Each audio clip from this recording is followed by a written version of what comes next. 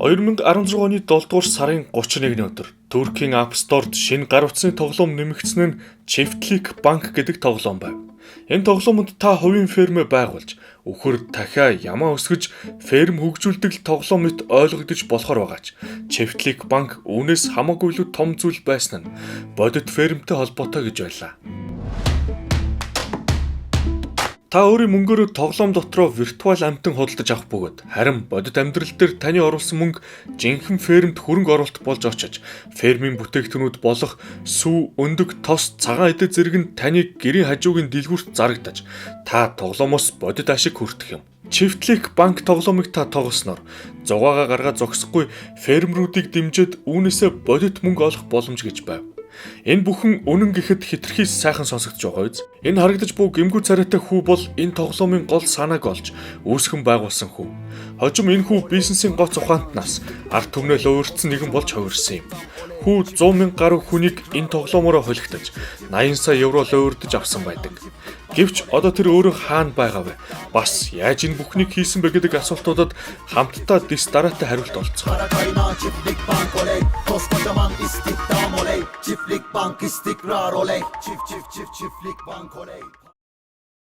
Энэ бичлэгийн гол дүрийн хүүг Мехмед Айдин гэдэг тэр Туркийн баруун хойд хэсэгт байх Бүрси гэх хотод мэндэлжээ. Мехмед боломж тааруу айлын хүү байсанд өсвөр насндаа сургуулаа хайж зөөгч аяг тавг угаагч хийж цалингаараа гэр бүлдээ тус болдог байв. Хүүгийн мөрөөдөл турк төдийгүй төв дэлхийд алдартай рэпер болох байсан.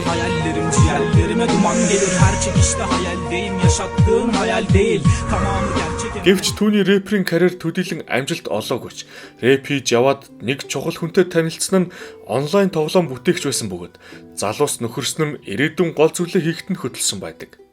Мехмед энэ үедээ Facebook-ийн Farmville гэх тоглоомонд дуртай байсан гэжээ.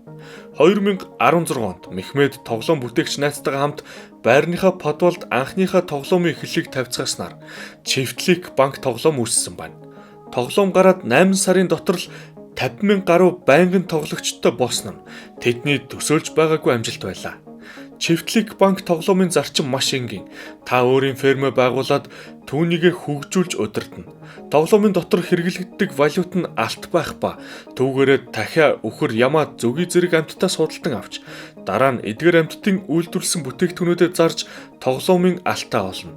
Олсон алтаа та өөр амьтад авахд зарцуулж болдог. Та өөрийн жинхэнэ мөнгөөрөө тоглоомын валют болох алт худалдан авч болох бөгөөд фермээ хөгжүүлэхэд ашиглах боломжтой.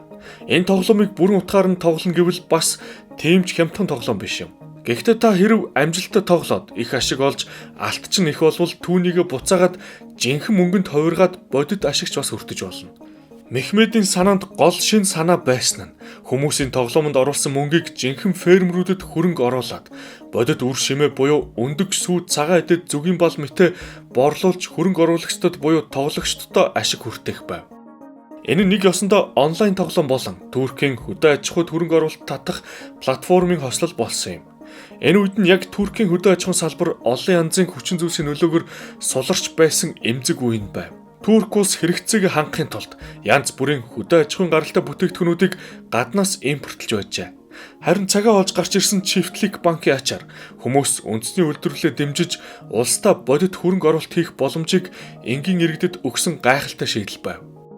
2017 оны эхэнд Мехмед өөрийн анхны бодит 2 фермийг төрлөх Бурса хоттой нээлээ. Тэр нээлттэй ёслол төгөлдөр хийж, энэ нээлтт нь бүс нутгийн засаг дарга, хотын дарга гэх мэт хүндтэй хүмүүс нь оролцсон юм. Мехмед энэ арга хэмжээнүүдэд ёстол супер от шиг оролцож, өөрийгөө болон тоглоомоо тултлан сурталчилж байв.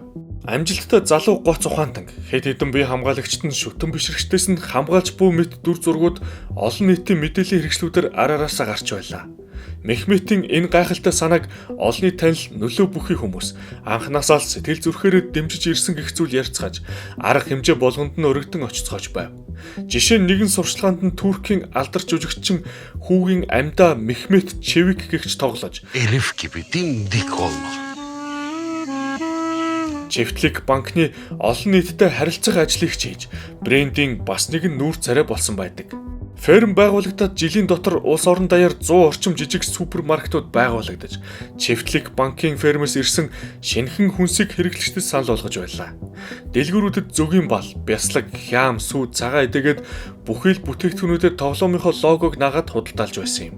Чифтлик банк тоглоомын тоглогчид олсон орлогынхоо 5% тэнцэх ваучер авч, эдгээр супермаркетуудаас бүтээгдэхүүнээ авах ёстой бол үлдсэн орлого нь жинхэнэ мөнгө л гэсэн үг. Нэгэн тоглогч жишээ нь $3,700-оор 3 ширхэг зүгийн үүр авч сард эдгээр үүрнээсээ €740 олдог байв. Энэ маягаар ашиг олоод байхад ямар ашигтай хөрөнгө оруулалт вэ гэдэг нь ойлгомжтой. Эд оргил үедээ Чифтлик банкыг 500,000 хүн тоглож байсан бол 130,000 орчим нь бодит мөнгө оруулж тоглосон гэдэг. Эдгээр хүмүүсийн дийлэнх хувь нь тоглоомонд тэгтлээ амтшиж, их дүнгээр зээлж авцгааж, эсвэл хамаг хадгаламжны мөнгөө тоглоомонд оруулцгааж байлаа. Нийт дүнгээр тоглоомонд €280 сая хөрөнгө оруулалт хэлбэрээр орж ирсэн юм. Гэвч тэр үед хинч Чифтлик банк бол маш том лувр, классик санхүүгийн пирамид байсан. Харин Мехмет Аидын луврчин гэж хинч мэдээгүй нь ойлгомжтой. Эдгээр дэлгүүрүүдэд байх бүтээгдэхүүнүүдээр үнэхээр Чифтлик банкын логотой шошго байх боловч бодит байдал дээр тэдгээр бүтээгдэхүүнүүд Чифтлик банкын фермд огтоос үйлдвэрлэгдээгүй. Гадаадаас импортоор орж ирсэн бүтээгдэхүүнүүд болж таарав. Тэдгээр фермүүд нь зүгээр үзүүлэн төдий. Тэнд ямар ч үйлдвэрлэл ферм байхгүй хоосон шахуу, хэдэн нүд туурах зорилттой малал байсан юм. Харин ихэнх үедээ хүмүүст цаг тухайд нь ашиг нь хүртээгээд байсан нь санхүүгийн пирамидын зарчмаар сүүлд ирсэн хүмүүсийн мөнгийг өмнөх хөрөнгө оруулагчдад ашиг гэд өгöd байв. Энэ нь шинээр хүн ирсээр байвал амжилттай ажилласаар байх зарчимтай гэсэн үг.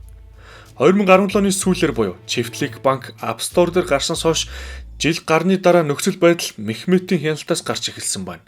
Тоглоомын тоглогчдын гомдол саналын дагуу Туркийн санхүүгийн хяналтын байгууллага Чифтлик банк руу анхаарлаа хандуулж эхэлсэн юм.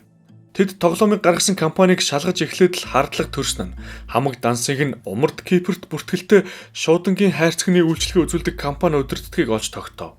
Ингээд Чифтлик банкнд санхүүгийн аудит оруулах болсноор Мехмет өөрийн лувраа удаан хамгаалж чадахгүйгээ ойлгосон байна. 2017 оны 12 дугаар сард Мехмет өөрийн Чифтлик банкныхаа хамаг хувьцааг гинт зарж, шинэ тоглогчдыг авахгүй ноогдол ашигч тараахгүй гэсэн мэдээлэл гаргав. Улсаас явуулсан шалгалтын ажил гомдол саналаас болж банкуд манай компанитай хамтран ажиллахгүй гэсэн тул ийм шийдвэр гаргахаас өөр арга байсангүй гэж тайлбарласан юм. Энэ үед мэдээж тоглогчид нь уурлаж оруулсан мөнгө авъя гэж нэгсэн нь ойлгомжтой бөгөөд тэдний ихэнх нь өөрсдийн бүх насаар цуглуулсан хадгалсан мөнгнүүдээ оруулсан их хэмжээний зээлч авцгаасан байсан гэв. 2018 оны 3 дугаар сард Туркийн хууль хүчнийхэн албан ёсоор энэ бол лувр байсан тогтоож эрүүгийн хэрэг үүсгэн мөрдөн шалгах ажиллагааг эхэлсэн байдаг. Мэдээж Чифтлик банкны үүсгэн байгуулагч болон нүүр царай болсон Мехмет Аидын болон зарим хамаарал бүхий хүмүүсийг нь баривчлах шийдвэр гаргасан ч Мехмет аль хэдийн ор сургаггүй алга болсон байв. Улс орон даяараа эрен сурвалжилж эхлээд төд удалгүй Интерпол Мехметийг улаан жагсаалтандаа оруулж олон улсад эрен сурвалжилж эхэлсэн юм.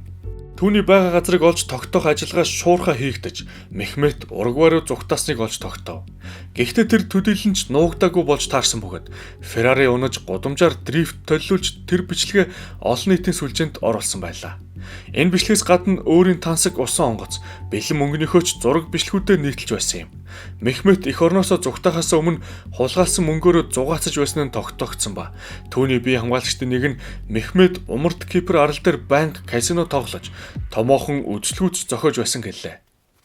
Тэр Өмнөд Америкт ч гэсэн амьдралын энэ хэв маягаа өөрчлөөг нь тодорхой болж, олон мянган хүний сүүлчийн эд хөрөнгийг нь залилчхад юу ч болоогүй мэт тансаг амьдарч, үүнийгээ ч нийгмийн сүлжээндээ оруулахаас ичхгүй байв.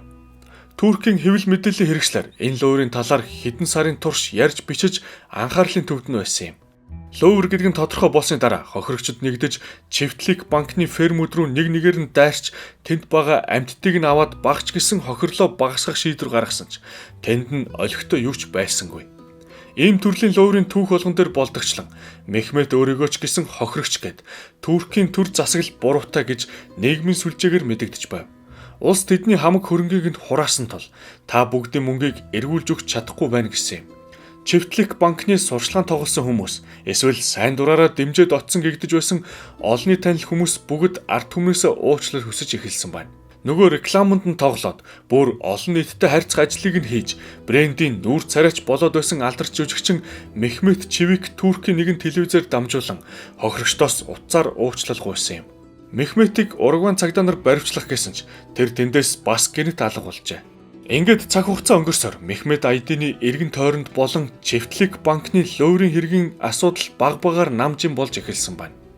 Гэвч 2020 оны 1-р сард хохирогчдын хөсөлсөн хувийн мөрдөгчд Мехметийг Бразилд нуугдж байгааг олж тогтоосон юм. Энэ явдлаас ахин жил хагасын дараа байнга зүгтааж амьдрахаас залхсан Мехмет өөрөө Бразилийн Сан Пауло хотын Туркийн консулын газарт ирсэн байна. Түүнийг тэр даруй баривчилж 2 хоногийн дараа эх оронд нь авчирч онгоцны буудлын дээр олон тооны сэтгүүлчид түүнийг угтаж авцгаав. Туркт ирээд тэр хэсэг хугацааны дараа шүүхээр орж түүнд болон хамсаатнуудад нь маш удаан хугацаагаар хорих ял төлөвлөж байлаа.